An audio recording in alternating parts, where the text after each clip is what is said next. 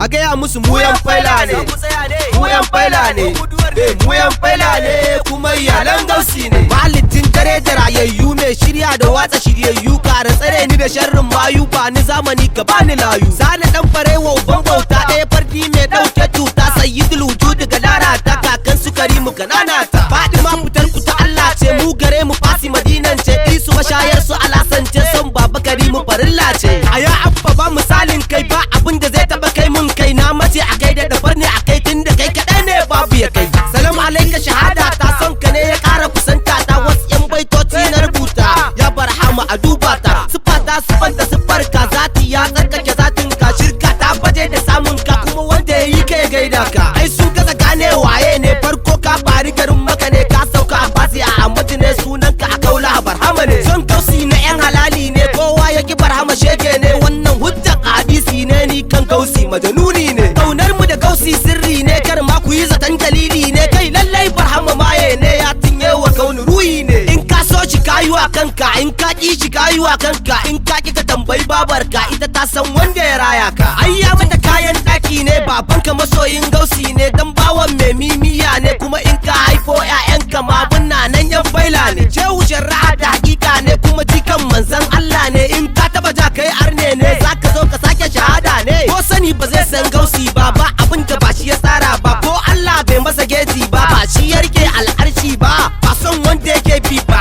bakin wanda yake ki ba, ko dana ne bai faila ba, ba zan kintsi ne mai ba. Mu fa ba shan giya muke yi ba, ba a san mu da kushe wancan ba, kawai dai mu yan faila ne kuma yin faila ba dukai ba. Dan faila bai saki Allah ba,